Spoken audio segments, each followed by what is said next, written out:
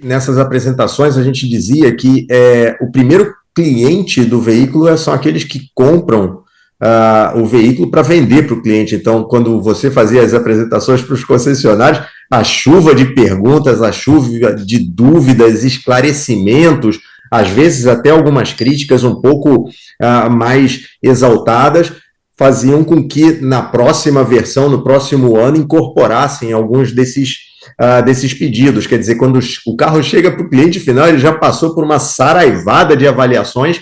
E aí minha pergunta, agora do outro lado, é mais fácil ser pedra do que vidraça? Muito mais fácil, né? Eu falei, por que eu não mudei? Eu não mudei há 30 anos para esse lado aqui. É muito mais fácil, amigo. Nossa, entendeu? Não tem menor comparação. Até teve uma situação, o ano passado, teve um fabricante aqui do Brasil que chamou 10 jornalistas, somente 10 jornalistas dos mais de 100 que tem aqui no Brasil, para irem até a fábrica deles, que ia ter um carro que ia ser lançado dali 3 ou 4 meses, e eles queriam que a gente fizesse uma pré-avaliação daquele carro. E foi uma avaliação que o cara falou assim, o diretor de engenharia lá falou assim, ó, vocês estão aqui, cada um de vocês tem um foco.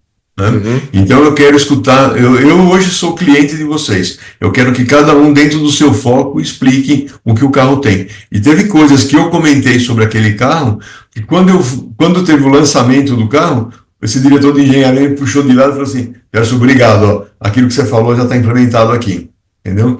Então, algumas coisas assim. Mas é muito mais fácil, porque hoje eu coloco a minha opinião, entendeu? Não que eu seja o dono da verdade, né? Estou longe de querer ser o dono da verdade, mas eu tenho a minha opinião, eu avalio o carro e mostro para quem está assistindo o meu vídeo, lendo a minha matéria, aquilo que eu senti no carro, aquilo que eu percebi.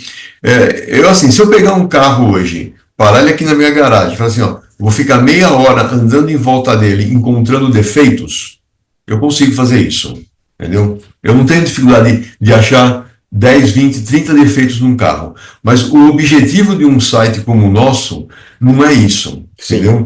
Não é criar conflito, aquilo que a gente chama de caçar cliques, né? Não, vamos caçar mais cliques, vamos encontrar problema. Não. O nosso objetivo é apresentar o veículo, quais são as características dele, como que ele se comporta numa situação piso ruim, piso liso, subida, descida, serra, piso de terra, na água, na chuva, o ar-condicionado, ruído dentro do carro, o desempenho do motor, é mostrar o que o carro entrega, entendeu?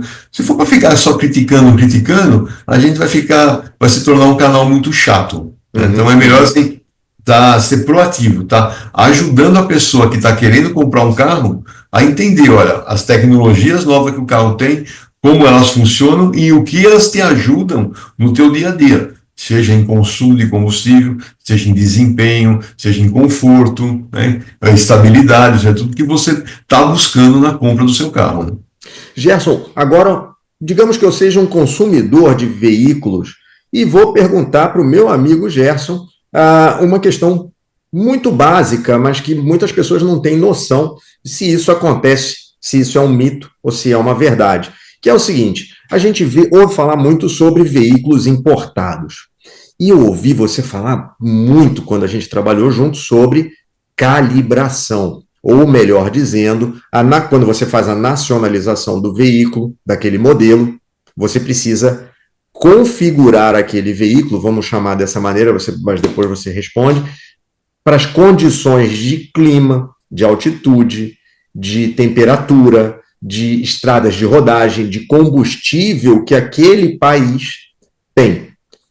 Isso já é uma rotina normal para os importadores de veículos ou a gente ainda percebe no país alguma dificuldade de pessoas que hoje estão comprando um veículo importado e que essas montadoras não fazem essa adaptação às condições do país. Eles já trazem esse veículo, no caso, adaptado para as condições que esse veículo vai encontrar, no caso, no Brasil, um carro que sai de uma condição de rodagem a temperaturas extremas e vai rodar, de repente, em outro em outra condição de temperatura, você fez isso muito nos Andes, o pessoal rodava com os carros lá a 2.800, você tinha que fazer uma calibração do motor, na injeção, etc.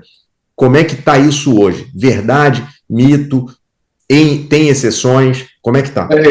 Eu acho que tem exceções e o mercado ele é bem dinâmico e adaptativo, né? E hoje a gente tem dois cenários. A gente tem o cenário dos carros que ainda utilizam motor a combustão, mesmo que esse motor a combustão tenha alguma eletrificação, ou seja, ele tem algum mecanismo híbrido nele, tá? Ou aquele carro que é puramente elétrico. Tá? Então, vamos falar desse que ainda tem um motor a combustão. Esse carro ainda precisa ser adaptado às condições brasileiras, principalmente a parte do combustível. O Brasil tem jabuticaba, né? E o Brasil tem também 27% de álcool na gasolina. Tá? Estados Unidos e a maior parte dos países trabalha com 10% de álcool no combustível. Tá? E 27 é muita coisa, e o nosso governo aqui já está dizendo que vai fazer um combustível mais limpo, que vai ter 35% de álcool. Tá? Álcool, etanol, cada um usa o nome que quer. Eu sou da época que a gente falava, né? Carro a álcool, ainda você vai ter um, né? Então, para mim, é difícil mudar o álcool para o etanol. Mas, então, esse percentual de álcool na gasolina faz com que o carro tem que ser recalibrado ou ajustado para essa condição. Isso não tem escapatória. Tá? Então, todos os importadores que trazem carro para o Brasil e usam motor a combustão fazem isso. Tem alguns, mas não digo que são daqueles dos tops, tá? São daqueles mais básicos que eles arriscaram trazer carro para cá.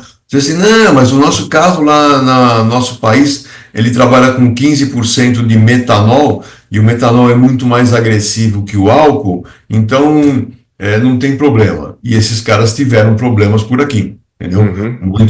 Muitos até acabaram saindo do mercado justamente por isso. Então, quando você tem combustível, você tem que fazer, combustível líquido, né? Você tem que fazer uma adaptação, tá?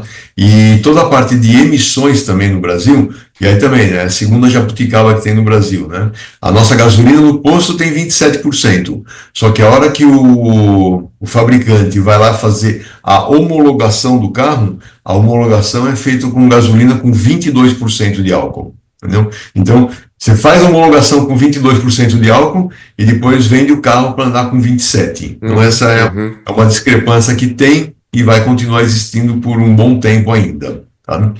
Aí, a hora que você vai para o outro lado, para o cenário do carro elétrico. Tá? A hora que você vai para o carro elétrico, acabou o problema de combustível. Tá? O carro que roda na China, roda na Índia, roda na Alemanha e roda no Brasil. Entendeu? Aí é a mesma coisa que você comprar um telefone celular, né? Você comprou ele no Brasil ou nos Estados Unidos, né? A mesma energia elétrica, você só tem que estar preocupado se não é 110 ou 220, porque do resto é praticamente tudo igual, né? Então o carro elétrico não tem esse problema. Tá?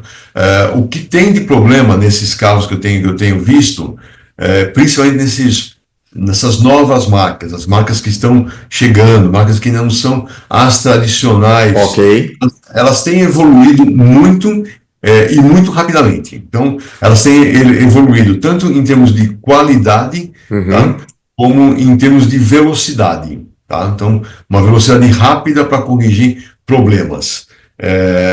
Então, eles estão conseguindo fazer essa evolução, mas ainda eles estão, digamos, um passo para trás das empresas tradicionais. Se você pega as automotivas tradicionais, a hora que você dirige um carro dessas tradicionais, e não precisa nem ser um alemão, entendeu? Ou um americano, pode ser um francês. Tá?